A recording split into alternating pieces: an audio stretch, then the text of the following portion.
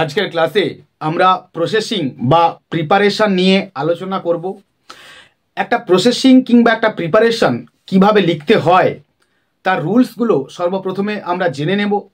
তারপর আমরা form fill আপের মতো করে ড্যাশ ড্যাশ দিয়ে যে কোনো একটা প্রসেসিং কিভাবে লেখা যায় তার একটা এক্সাম্পল প্রেজেন্ট করব।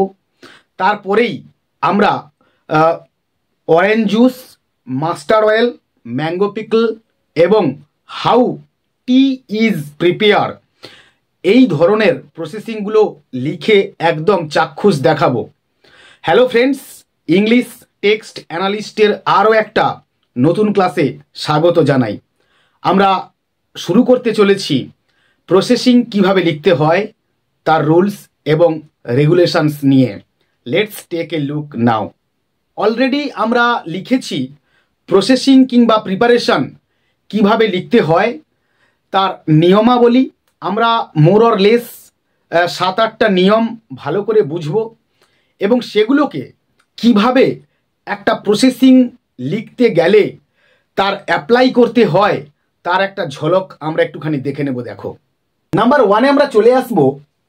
আমরা যে খাওয়ার বা পানীয় বা যে দ্রব্য প্রস্তুত করতে চলেছি তার একটা টাইটেল বা নামকরণ করতে হবে। আমরা এক্সাম্পল হিসেবে নিতে পারি, ধরো how orange juice is prepare, কিভাবে একটা কমলা লেবুর রস প্রস্তুত করা হয়। নাম্বার 2-তে আমরা চলে আসব ওই দ্রব্যের সম্বন্ধে, অর্থাৎ সবসময় যে পানীয় হবে তার তো কোনো মানে নেই। How handmade paper is made, এই ধরনের রাইটিংও আমাদের আসতে পারে। তো আমরা বলতে পারি যে ওই মেটেরিয়াল কিংবা ওই দ্রব্যের সম্বন্ধে 2-1 লাইনের একটা ইন্ট্রোডাকশন আমাদেরকে দিতে হবে এবং সেখানে আমাদের উল্লেখ করতে হবে এই মেটেরিয়াল প্রস্তুতিকরণের উপকারিতা কিংবা প্রয়োজনীয়তা আমাদের জীবনে কিংবা আমাদের দৈনন্দিন জীবনে কি রয়েছে বা কি প্রভাব ফেলছে তা নিয়ে আমাদেরকে 2-4 কথা কিংবা 2-1 লাইন কিংবা 2-4 লাইন আমাদের লিখতে হবে ইন্ট্রোডাকশন আকারে। নেক্সট আমরা চলে আসব নাম্বার 3-তে, প্যারাগ্রাফের সেকেন্ড প্যারা, অর্থাৎ আমরা যদি এটাকে বডি বলে কল্পনা করি তাহলে সেই সেকেন্ড প্যারাতে আমরা অ্যাট ফার্স্ট দিয়ে লেখাটা শুরু করব। তারপর প্রত্যেক বাক্যের শুরুতে then or next or thereafter or after that or later প্রভৃতি টার্মগুলো চেঞ্জ করে করে ব্যবহার করতে হবে। অর্থাৎ আমরা যদি প্রথম লাইনে দেন ব্যবহার করি, সেকেন্ড লাইনে আমরা নেক্সট ব্যবহার করব, তারপরের লাইনে আমরা দেয়ার আফটার ব্যবহার করব, তারপরের লাইনে আমরা আফটার দ্যাট ব্যবহার করব। এই করে করে চেঞ্জ করে করে আমাদের ওই রাইটিংটাকে এগিয়ে নিয়ে যেতে হবে। নেক্সট আমরা তারপর ওই দ্রব্যটা প্রস্তুত হয়ে গেলে আমরা লিখব যে Das orange juice is prepare through a number of stages or finally orange juice is prepare. তো এইরকম করে আমরা একটা ফিনিশিং লাইন আমাদেরকে লিখতে হবে। নাম্বার 4-এ আমরা চলে আসব। সেকেন্ড প্যারা শুরু হওয়ার সময় মেটেরিয়ালের রিলায়েবল সোর্স কি রয়েছে, অর্থাৎ আমরা এই যে অরেঞ্জ জুস প্রস্তুত করতে চলেছি সেই অরেঞ্জ, একটা অরেঞ্জে তো আর অরেঞ্জ জুস হবে না, অনেকগুলো অরেঞ্জেস আমাদেরকে নিয়ে আসতে হবে। তো সেই অরেঞ্জেসের সোর্স কি, রিলায়েবল সোর্স কি, তো সেটা আমাদের একটুখানি উল্লেখ করতে হবে। হয় আমরা সেগুলো কোনো বাগান থেকে নিয়ে আসতে পারি অথবা সেগুলোকে আমরা কোনো বাজার থেকে কিনে নিয়ে আনতে পারি। তো এর যে একটা রিলায়েবল সোর্স বা যথোপযুক্ত উৎস সেটা আমাদেরকে উল্লেখ করতে হবে। নেক্সট পয়েন্টে আমরা আসবো। দেখো, নাম্বার 5, প্রত্যেকটা বাক্য প্রেজেন্ট টেন্সের প্যাসিভ ভয়েসে লিখতে হবে। That means oranges are collected from the market, present টেন্সের এক প্যাসিভ ভয়েস। নেক্সট নাম্বার 6-এ আমরা আসবো। মোট কথা পুরো প্যারাগ্রাফটাকে ব্রিফ অ্যান্ড কনসাইজ হতে হবে, সংক্ষিপ্ত হতে হবে। আমরা সেখানে গল্প জুড়ে দেব না, আমরা সেখানে কোনো ইতিহাস লিখব না, আমরা একদম স্টেপ বাই স্টেপ যেটুকু আমাদের বলা দরকার, যেটুকু করলে একটা অরেঞ্জ জুস তৈরি হয় ততটুকুই, তার বাইরে আমরা কোনো অতিরিক্ত কথা এখানে লিখব না বা লেখার চেষ্টা করব না। নেক্সট আমরা চলে আসব ওয়ার্ড লিমিটকে ফলো করতে হবে। অর্থাৎ যদি ফ্লো চার্টে বলা থাকে যে এত ওয়ার্ডের মধ্যে 100 কি 150 ওয়ার্ডের মধ্যে কি 80 ওয়ার্ডের মধ্যে আমাদের একটা অরেঞ্জ জুসের প্রিপারেশান লিখে দেখাতে হবে বা পরীক্ষার খাতায় লিখতে বলল, তখন আমাদের সেই ওয়ার্ড লিমিটটাকে অবশ্যই মান্যতা দিয়ে লিখতে হবে। নেক্সট পয়েন্টে আমরা আসবো, নাম্বার 7, ক্লিয়ার এবং সিম্পল ল্যাঙ্গুয়েজ ইউজ করতে হবে। আমরা এখানে কোনো বোমবাস্টিং ওয়ার্ড ইউজ করব না, আমরা এখানে কোনো পাণ্ডিত্য দেখানোর জন্য বড় বড় ওয়ার্ড কিংবা কঠিন কঠিন ওয়ার্ড, না শোনা ওয়ার্ড, এরকম ওয়ার্ড আমরা ব্যবহার করতে এখানে যাব না। আমরা আমাদের উদ্দেশ্যটা থাকবে একটা রাইটিং লেখার মধ্য দিয়ে কোনো ব্যক্তিকে কি করে একটা প্রিপারেশান তৈরি করতে হয় সেটা আমরা শেখাতে যাচ্ছি। অর্থাৎ আমরা যখন কোনো কিছু শেখাতে যাচ্ছি তখন আমরা কোনো কঠিন শব্দ কিংবা কোনো কমপ্লেক্স সেন্টেন্স কিংবা কোনো জটিল বাক্য বা যৌগিক বাক্য আমরা ব্যবহার করতে অবশ্যই চাইব না। নেক্সট পয়েন্টে আমরা আসবো, দেখো নাম্বার 8 অর ফাইনালি, সর্বোপরি আমাদেরকে হিন্টস বা ফ্লো চার্ট মোতাবেক লিখতে হবে। অর্থাৎ আমাদের ফ্লো চার্টে যতটুকু আমাদেরকে লেখার এখতিয়ার দেওয়া থাকবে আমাদেরকে ঠিক ততটুকুই লিখতে হবে, তার বাইরে আমরা লিখতে যাব না কিংবা লেখার চেষ্টা করব না। আমরা প্রথমেই এই নিয়মগুলো মোর অর লেস জানলাম। নেক্সট আমরা ফর্ম ফিল আপের মতো করে যেমন করে আমরা একটা বায়োগ্রাফি লিখতে শিখেছিলাম ঠিক তেমনি করে আমরা এটাও একটুখানি দেখে নেব। দেখো, জেনারেলি আমরা একটা টাইপ কিংবা একটা কপি এভাবে লিখেছি, দেখো how dash is prepare or processed. আমরা শুরু করেছি এরকম করে ইন্ট্রোডাকশনটা, দেখো যে dash is a very delicious food or drink, it can be prepare at our home also. অর্থাৎ ড্যাশ হলো একটি খুব সুস্বাদু খাদ্য অথবা পানীয়। ইট ক্যান বি প্রিপেয়ার, এটা প্রস্তুত করা যেতে পারে। অ্যাট আওয়ার হোম অলসো, আমাদের বাড়িতেও। নেক্সট বলা হচ্ছে ইট is prepare through a number of steps or stages, এটা প্রস্তুত করা হয় বেশ কিছু ধাপ কিংবা পদক্ষেপের দ্বারা বা পদক্ষেপের মাধ্যমে। আমরা নেক্সট প্যারাতে চলে আসবো। অ্যাট ফার্স্ট, সর্বপ্রথম dash is ব্রট from the market or reliable source, অমুক সর্বপ্রথম বাজার থেকে কিনে আনা হয় বা নিয়ে আসা হয় অথবা কোনো উপযুক্ত উৎসস্থল থেকে আমাদেরকে নিয়ে আসতে হয়। নেক্সট আমরা চলে আসবো, দেখো দেন, তারপর ইট ইজ সর্টেড, এটাকে বেছে নেওয়া হয়।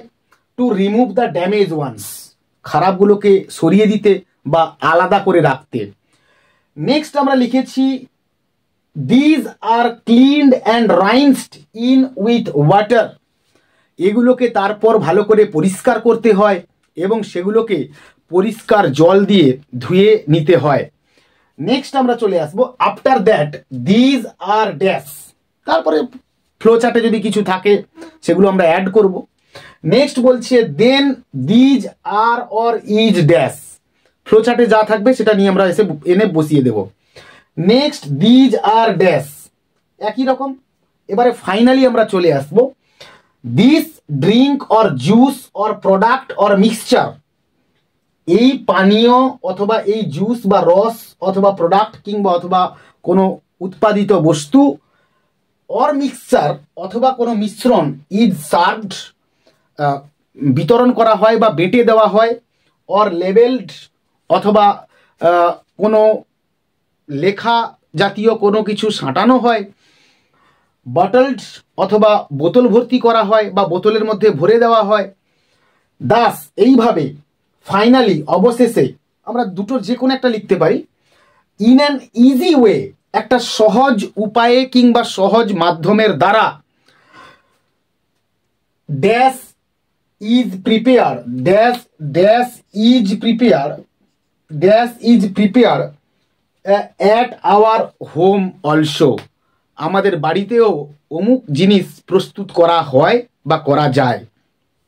নেক্সট আমরা এবার দেখে নেব যে অরেঞ্জ জুস কিভাবে প্রস্তুত করতে হয় তার একটা এক্সাম্পল কিংবা কপি আমরা এক ঝলক একটুখানি দেখে নেব। দেখো, নেক্সট আমরা চলে আসবো preparation of orange juice or syrup. Syrup কি? সিরাপ হলো কোনো মিষ্ট তরল পদার্থ আমরা এবার চলে আসবো, দেখো, in a factory orange juice or syrup is prepare through a number of stages. একটা ফ্যাক্টরিতে অরেঞ্জ জুস প্রস্তুত করা হয় কিংবা অরেঞ্জের সিরাপ প্রস্তুত করা হয় বেশ কয়েকটা ধাপের দ্বারা বা বেশ কয়েকটা পদক্ষেপের দ্বারা। ফার্স্ট, প্রথমে oranges are delivered to the factory. কমলা লেবুগুলো ফ্যাক্টরিতে পাঠানো হয়, আর যেখানে they are sorted to remove the rotten ones, সেগুলোকে বাছা হয় পাকাগুলোকে সরিয়ে দেওয়ার জন্যে বা সরিয়ে নেওয়ার জন্যে। দেন তারপর দে আর ক্লিনড, সেগুলোকে পরিষ্কার করা হয়। আফটার দ্যাট তারপর দে আর ক্রাস্ট, সেগুলোকে পিষে ফেলা হয় বা থেতলে ফেলা হয়। টু এক্সট্রাক্ট দ্য জুস, রস সংগ্রহ করতে বা নির্যাস সংগ্রহ করতে। Next, the extracted juice is mixed with water, তারপর ওই নির্যাস বা ওই রসটাকে জলের সঙ্গে মেশানো হয়। অ্যান্ড সিরাপ অথবা যে কোনো মিষ্টি জাতীয় তরল পদার্থের সঙ্গে মেশানো হয়। অ্যান্ড পড ইনটু বটলস, এবং সেগুলোকে বোতলে ভরা হয় বা বোতল বন্দি করা হয়। This bottles are then sealed, তারপর এই বোতলগুলোকে বন্ধ করা হয়। অ্যান্ড লেবেলড, এবং লেবেল সাঁটানো হয়। Finally they are sent to market, অবশেষে সেগুলোকে বাজারে প্রেরণ করা হয় বা বাজারে পাঠানো হয়। নেক্সট আমরা দেখে নেব how mustard oil is prepare, কিভাবে সর্ষের তেল প্রস্তুত করা হয় তার একটা কপি আমরা দেখে নেব। দেখো, তো নেক্সট আমরা চলে আসবো, দেখো, প্রিপারেশন অফ মাস্টার্ড অয়েল, মানে সর্ষে তেল প্রস্তুতিকরণ। Mustard oil is an edible oil, অর্থাৎ সর্ষের তেল হলো একটি ভোজ্য তেল। It is prepare through a number of steps, আর এটা প্রস্তুত করা হয় বেশ কয়েকটা ধাপ এর দ্বারা। ফার্স্ট, প্রথমে seeds are collected or bought from a reliable source, সর্বপ্রথমে বীজগুলোকে সংগ্রহ করা হয় কিংবা কেনা হয় একটা উপযুক্ত উৎসস্থল থেকে। দেন তারপর it is dried in the সান, এই বীজগুলোকে এবার রোদে দেওয়া হয় কিংবা রোদে শুকনো করা হয়। After that seeds are put into an electric motor, তারপরে ওই বীজগুলোকে একটি বৈদ্যুতিন মোটরে কিংবা যন্ত্রের মধ্যে ভরা হয় বা দেওয়া হয়। দেন সিডস আর ক্রাস্ট, আর তারপরেই বীজগুলোকে পেশাই করা হয়। দেয়ার আফটার, তারপরে a little water is added with it, একটুখানি জল এর সঙ্গে যোগ করা হয় কিংবা একটু জল দিতে হয়। লেটার, পরবর্তীকালে অয়েল ইজ এক্সট্রাক্টেড, তেল নিঃসৃত হয় কিংবা তেলের নির্যাস পাওয়া যায়। দেন তারপর oil cakes and oil are separated. এই অয়েল কেকস বলতে আমাদের গ্রামের দিকে যাকে পিড়ি বা পেড়িয়া বলে, তো সেগুলোকে বলা হচ্ছে অয়েল কেকস। তো এই পিড়িগুলোকে কি করা হয়, আলাদা করা হয় এবং তেলগুলোকে আলাদা করা হয়। তোমরা যদি কখনো ঘানিতে যাও আর কি, তো গেলে লক্ষ্য করবে যেখানে সর্ষে পেশাই করা হয় দিয়ে তেল বের করানো হয়, তার একদিকে পিড়ি বেরিয়ে যায় আর একদিক থেকে তেল গড়িয়ে গড়িয়ে পড়ে বা চুইয়ে চুইয়ে পড়ে আর কি। নেক্সট আমরা চলে আসবো, দেখো, দেন তারপর containers are filled with oil, মানে কন্টেনার মানে কোনো ড্রাম বা কোনো জাতীয় এরকম কোনো জায়গাতে তেল ভর্তি করে রাখা হয়। আফটার দ্যাট তারপরে অয়েল ইজ ওয়েড। তোমরা সবসময় মনে রাখবে এটা, যে সর্ষের তেল কেজি দ্বারা বা কেজি এই পরিমাপের এককে বিক্রি করা হয় কিংবা কেনা হয়। তো ওয়েড, ওজন করা হয় এই সর্ষের তেল, তারপরে ওজন করা হয়। অ্যান্ড বটলড, এবং বোতলবন্দি করা হয় কিংবা বোতলে ভরা হয়। Then bottles are sealed and labelled, তারপর এই বোতলগুলোকে সিল করা হয় এবং লেবেলড, এবং তার মধ্যে একটা লেবেল সাঁটানো হয় কোন কোম্পানির বা কত পরিমাণ তেল রয়েছে কিংবা তার মধ্যে বিভিন্ন রকমের এক্সপায়ারি ডেট কিংবা তার এমএফজি ডেট এইসব দেওয়া হয় আর কি। নেক্সট বলা হচ্ছে ফাইনালি, অবশেষে these bottles are ready for use or sent to market. এই বোতলগুলো এবার মানে ব্যবহারের জন্য প্রস্তুত হয়ে যায় অথবা বাজারে পাঠানোর জন্যে কিংবা বাজারে প্রেরণ করার জন্যে এগুলো এবার তৈরি হয়ে যায় বা প্রস্তুত হয়ে যায়। নেক্সট আমরা দেখে নেব যে ম্যাঙ্গো পিকল কিংবা আমের আচার কিভাবে প্রস্তুত করা হয়, তার একটা কপি আমরা দেখে নেব। দেখো, নেক্সট আমরা এবার চলে আসবো, দেখো how mango pickle is prepare, কিভাবে আমের আচার প্রস্তুত করা হয়। Mango pickle is a delicious food. আমের আচার হলো একটা সুস্বাদু খাদ্য। We can prepare it at our home also. আমরা এটা আমাদের বাড়িতেও বানাতে পারি। It is prepare through a number of steps.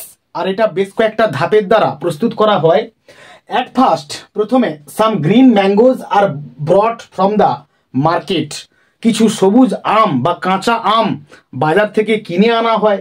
দেন তারপর দে আর শর্টেড, সেগুলোকে বেছে ফেলা হয়। And rotten ones are rejected, এবং পাকাগুলোকে বা পচাগুলোকে ফেলে দেওয়া হয়। আফটার দ্যাট, তারপরে the good ones are cleaned, ভালোগুলোকে ভালো করে পরিষ্কার করা হয়। অ্যান্ড কাট ইনটু পিসেস, এবং খাদি খাদি করে বা টুকরো টুকরো করে কেটে ফেলা হয়। নেক্সট, তারপরে these pieces are dried in the sun for some days. এই আমের টুকরোগুলোকে রোদে দেওয়া হয় বেশ কয়েকদিন ধরে।